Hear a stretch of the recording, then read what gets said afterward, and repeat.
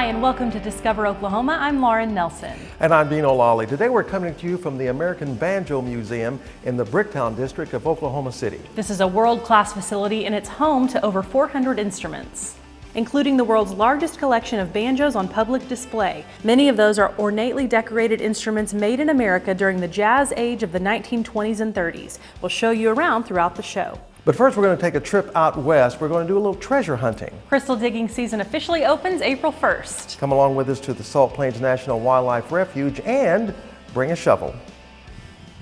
You can do a lot at the Salt Plains National Wildlife Refuge. There's bird and wildlife watching. You can hunt and fish and take hikes. But one of the biggest draws involves digging for crystals. We have everybody from 6 months to 100 years old come out here. They come from all over the world. One gentleman who's out here almost every day is Roger Pierce, also known as Selenite Sam, the Crystal Man. A lot of people don't have any idea what to expect. They just come out here because they think it sounds interesting. And they come out here and I try to show them what they're supposed to find. Debbie Taranis brought her grandson out to search for crystals, and her grandson, by the way, Bryson, loves rocks. It's better than what I expected. I didn't know whether we'd find 1 or 2 or 10, but we found almost a whole bucket full, so it's exceeded my expectations by far. Did you find a lot of crystals? Yeah. An enthusiastic yeah, for sure. And now, have you had fun? Yeah. A young man of few words, he wanted to get back to digging. By the way, this is the only place in the world where you can find those unique hourglass-shaped selenite crystals. Not all will have the hourglass figure in them, but realizing how all the crystals are formed is somewhat fascinating. What they believe is that there's an underground aquifer that goes through a sediment layer deposited by ancient seas. And then that comes up at this spot and it deposits the salt on top. The crystals formed by the chloride and the sulfates combining together to make the crystal. And the crystal is just a form of gypsum.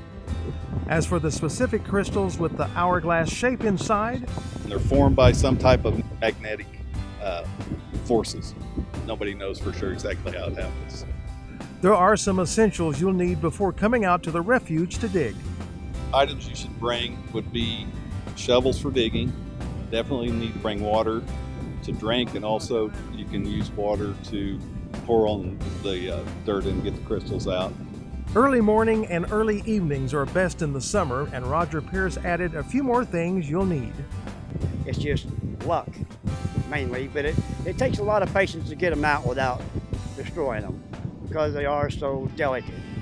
You can plan your crystal digging trip on the Oklahoma Tourism Department's website, travelok.com, and discover all sorts of outdoor adventures in the Oklahoma Outdoor Guide. You can download or order one at travelok.com. Just click up top where it says Request Free Brochures. And now from the northwest corner of the state, we're going to head south to a unique spot. Deanne Stein takes us to the G.I. Joe Repair Shop and Museum in Lone Wolf. What started off as a quest to complete 2 childhood action figures has now turned into a huge display here in Lone Wolf of almost 300 G.I. Joes.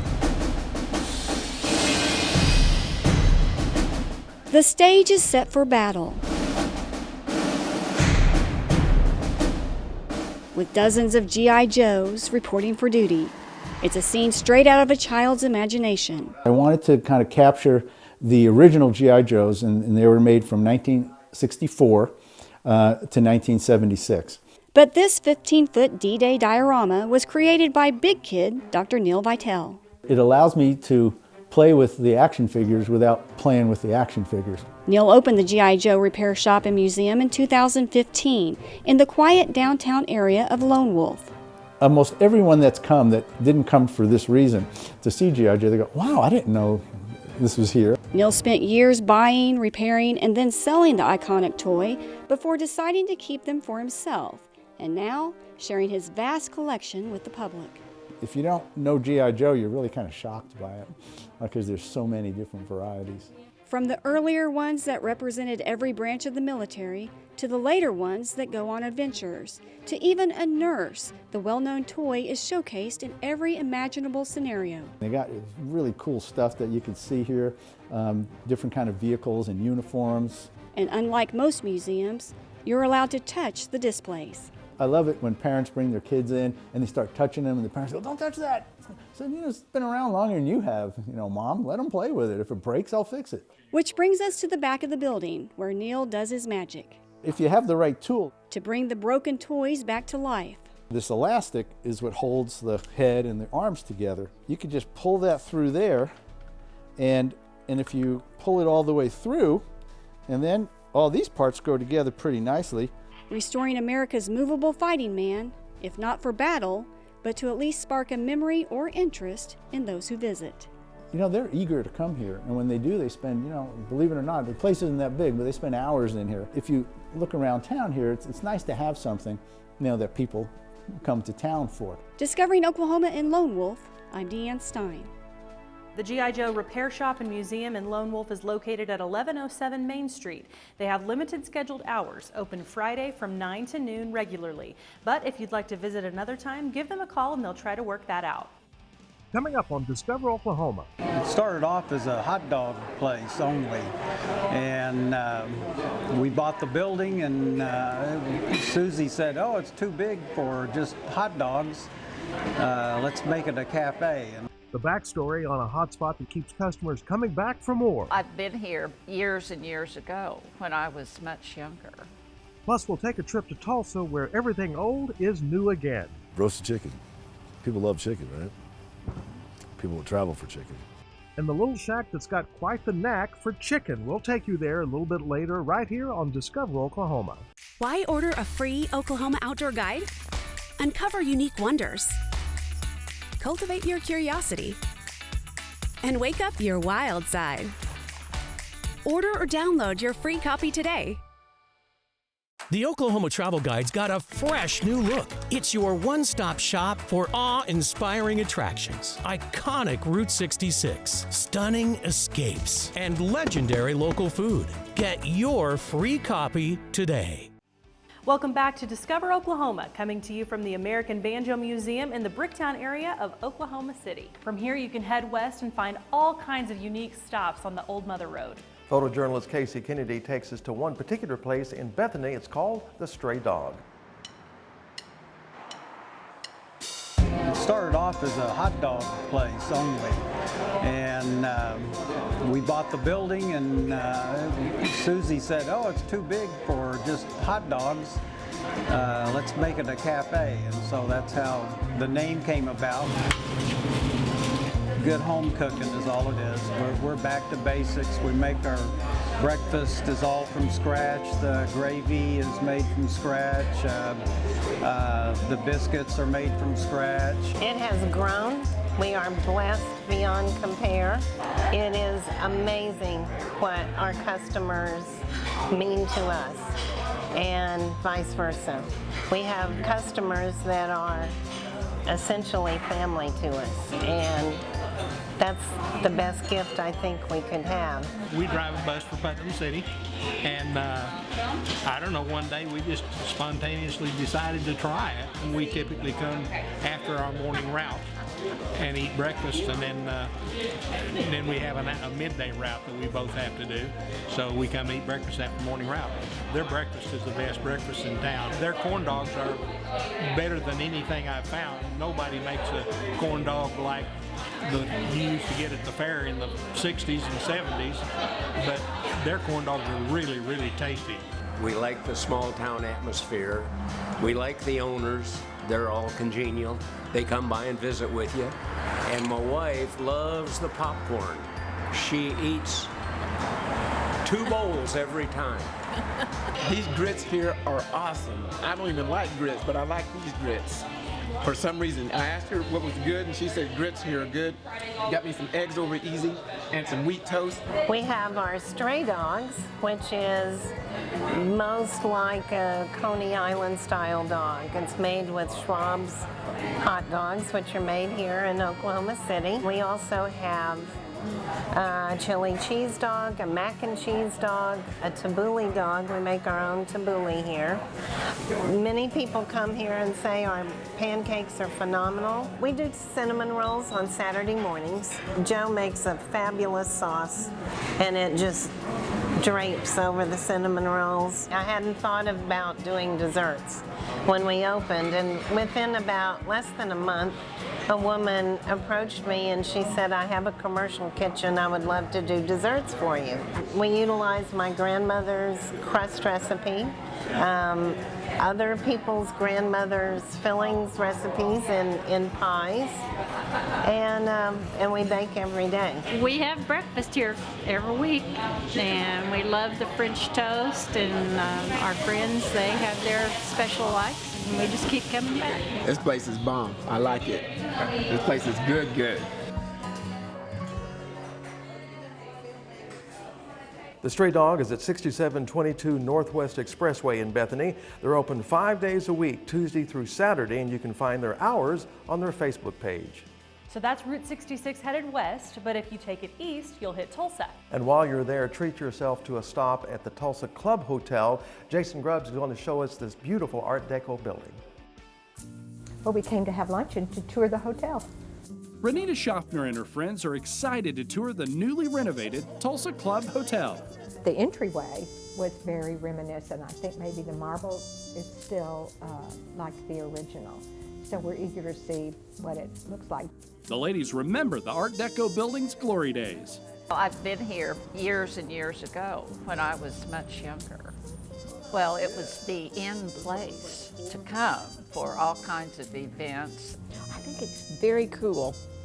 But there was a time when the building wasn't so cool. The building closed in '94 and it sat vacant between '94 and 2015. During that 21-year stretch, it deteriorated, fell victim to vandals and multiple fires. We wanted to make sure that every aspect of this building that we could save was saved.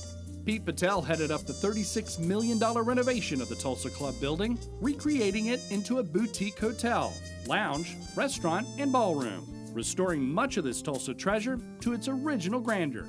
It's an honor for us to bring back a lot of those memories and a lot of the old history here.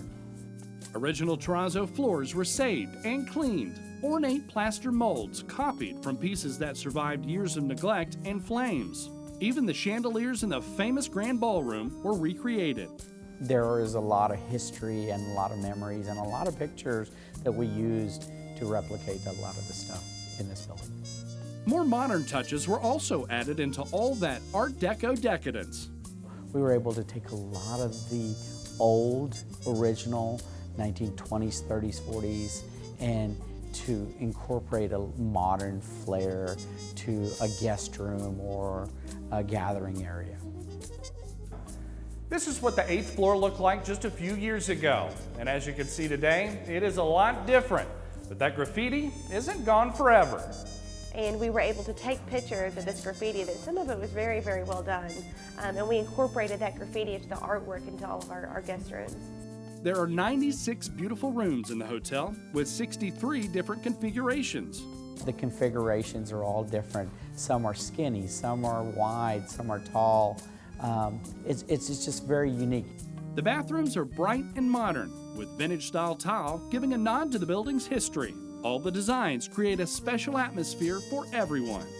It's our job to make sure that this hotel is delivered with nothing but elegance and luxury to not only our out-of-town visitors, but our local community as well. It's exciting to see that they've renovated it and kept the charm.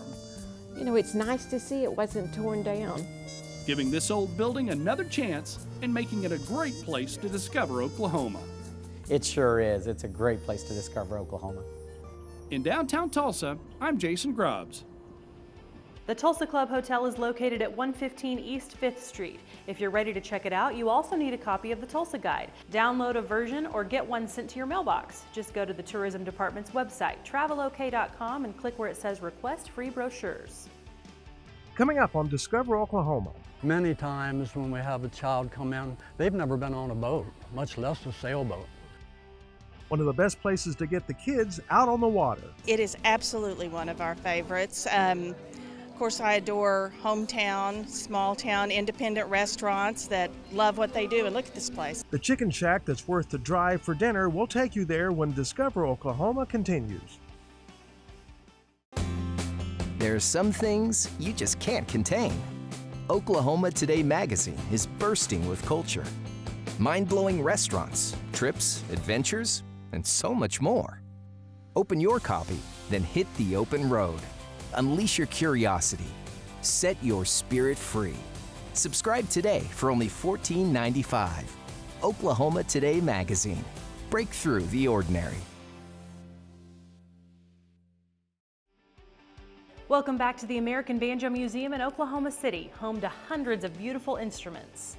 The closer we get to summer, the more tourists they expect to see here. And a local sailing club loves that time of the year because that's when they offer lessons. Let's go down to Lake Thunderbird and see what they have going on. Looking good, Casey. There's a certain freedom and exhilaration that comes when you're sailing, and there are metaphors from sailing that can apply to life in general. For these young people at the Lake Thunderbird Sailing Club, they learn all that and more during this particular camp every summer. But above everything else, safety is the first thing. We teach them how to be safe on the water, and hopefully with the skills that they learn here, that they will continue in their enjoyment of the water, because we have so many great lakes in Oklahoma, that they will continue to follow the safety things that we teach them. And then they learn the thing about sailing, as opposed to somebody who turns a key and pushes a throttle, is that they have to be aware of everything that's going on around them. This is the 25th year for the Lake Thunderbird Sailing Club. Lester Cummings was one of the people who helped get the program going. Many times when we have a child come in, they've never been on a boat, much less a sailboat. But to see them progress from the first of the week to the last of the week, where they can rig their own boat, they can go out on this lake and sail all the way across Lake Thunderbird and back by themselves, it gives them a great feeling, of self-worth, and it just builds their confidence. They also learn about team building. You're not just an individual out here that comes out and does your boat and it's your thing. Everybody helps everybody, and the work isn't done till it's all done. And so when they beach their boats and we're ready to downrig the equipment, then everybody pitches in, and it takes 4 people to lift the boats out. And so it's just all about teamwork and working together and helping each other out on the water if you get in trouble and stuff. So I think it's a wonderful opportunity for them to learn not only skills, but a new skill for sailing, but life skills on helping each other. I really enjoy it. I like sailing a lot and hanging out with my friends here. Yeah, it's pretty fun. It's exciting to be able to see some of the kids go from not knowing the name of a part of a sailboat to being out on a boat by themselves on the second day and doing a great job. Different camps are offered, from beginners to more advanced and child and adult sailing classes as well. And there is a fee to attend the camp, but no one is paid here, no one. So without our cadre of volunteers, and most of them are associated with the boathouse, or they're sailing members, clubs members. We also have people from the triathletes. They're part of they're partners out here. OKC triathletes, they do a great job of volunteering too. So without them, the program would not happen. I like that we get to go on the water, the wind, when we rig and unrig the boats. It's really fun, and we get to sail, and then we get to kayak and canoe sometimes and swim. It's pretty fun when we do that. the feedback not only from the kids but the parents has always been very positive, and in many instances kids return more than once to take the camp. This has been an incredible camp. This is my son's third year coming out here, and we drive in from Oklahoma City, and just the volunteers and the teaching staff is just phenomenal.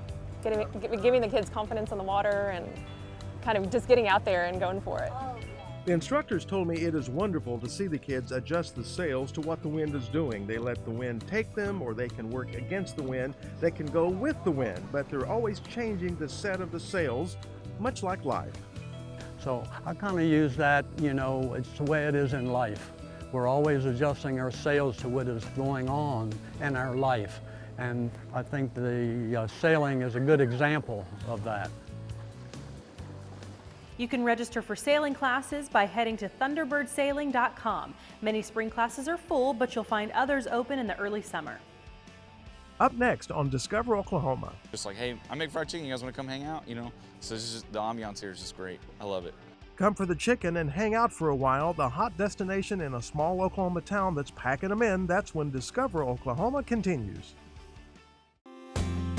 There are some things you just can't contain. Oklahoma Today magazine is bursting with culture. Mind-blowing restaurants, trips, adventures, and so much more. Open your copy, then hit the open road. Unleash your curiosity. Set your spirit free.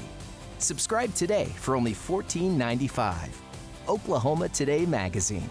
Break through the ordinary. We've had so much fun today exploring here at the American Banjo Museum. We're going to wrap things up with a visit to another Route 66 hotspot. Come along with my friend now, Jennifer Reynolds, to a place called the Chicken Shack. If the Chicken Shack were a hairstyle, it would be a mullet. Business in the front, party in the back.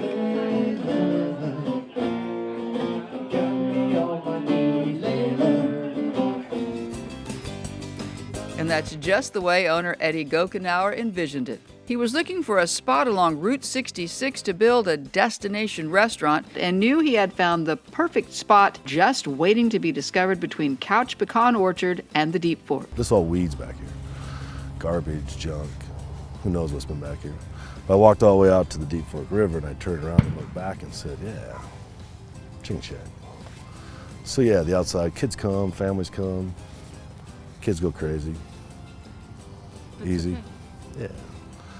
Mom, dad can have a couple beers, eat some chicken, the kids don't bother anybody. Eddie already knew what he wanted to cook and how he wanted to cook it. Roasted chicken. People love chicken, right? People will travel for chicken. I'm gonna try to make it a destination spot. I mean, you know, the demographics around here, I mean, there's not a lot of people around here and things like that. So, I mean, to be successful, you have to have a lot of people come. So, 66, chicken, pecan orchard. Did I say chicken? Chicken Shack chicken. He did, and I'm here to tell you it's delicious. Crispy, moist, not too salty or greasy, simply as good as fried chicken gets as far as I'm concerned, but don't take my word for it. We found some people who know their food among the diners at the Chicken Shack, like Kim Klein, who owns one of Oklahoma's best small-town restaurants, Kendall's in Noble. She loves the Shack. It is absolutely one of our favorites. Of course, I adore hometown, small town, independent restaurants that love what they do. And look at this place, it's great. We come here as often as we can. What do you like? We like, well, everything. The fried chicken, I mean, way too much. The fried chicken, and my husband loves the wings. It's delicious. Everything, their sides, it's all good. And the guys from award-winning Butcher Barbecue in nearby Wellston are pretty much fixtures here. It's the best. It literally is like my favorite. I don't eat fried chicken, but this is the only place I eat fried chicken. That's no joke.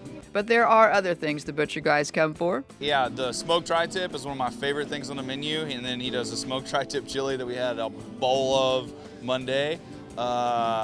We got 2 pounds of shrimp tonight. We got 4 pounds of crab legs tonight, and then we all order prime rib tonight too. So we're super excited. And they, like most of the Chicken Shack fans, love what's out back. This is like hanging out in somebody's backyard. It's like, this is Eddie, but in his backyard, you know what I mean? It's just like, hey, I make fried chicken, you guys want to come hang out, you know? So it's just, the ambiance here is just great. I love it. The mayor of Luther says that's what her town is all about. We're a place where you can just come and be you and hang out. And I love that about Luther, and I love that kind of relaxed feel. And I think this kind of really typifies that relaxed feel, that let's just go and sit down, listen to some music, and bring the family and have some chicken. So what do you want, an official invitation? Okay, here you go. Come on down Route 66. You can't beat Route 66. And the great thing about it is it's really probably about 30 minutes from anywhere you want to be. And we're not as far from you as you think, and the drive out here is gorgeous. And the view from the back of the shack ain't bad either. In Luther, I'm Jennifer Reynolds for Discover Oklahoma. The Chicken Shack is located at 18275 Route 66 in Luther. They're open 6 days a week at 11 a.m. and closing time varies, but it's always well after dinner time. No matter where your next road trip takes you, the Discover Oklahoma Dining Guide will help you find a great place to eat. All you have to do is just log on to our website, travelok.com, and click Request Free Brochures to get your copy. A huge thank you to the folks here at the American Banjo Museum for hosting us this week. The museum is located at 9 East Sheridan. Tours are self-guided and take about an hour to complete. They're open Tuesday through Saturday, 11 a.m. to 6 p.m. and on Sunday from noon to 5. They're closed on Mondays. Coming up next Saturday on Discover Oklahoma, we're headed to my hometown of McAllister to check out 345 Brewing. And we've got the best seat at Oklahoma City's rooftop restaurant with a view of Scissortail Park. It's all coming up next week right here on Discover Oklahoma. So until next time, remember, there's always something to discover in Oklahoma. Want to give it a try? Yep, let's try it. Okay, all righty, here we go. What do you think? Pretty good. We're pretty good. Think so.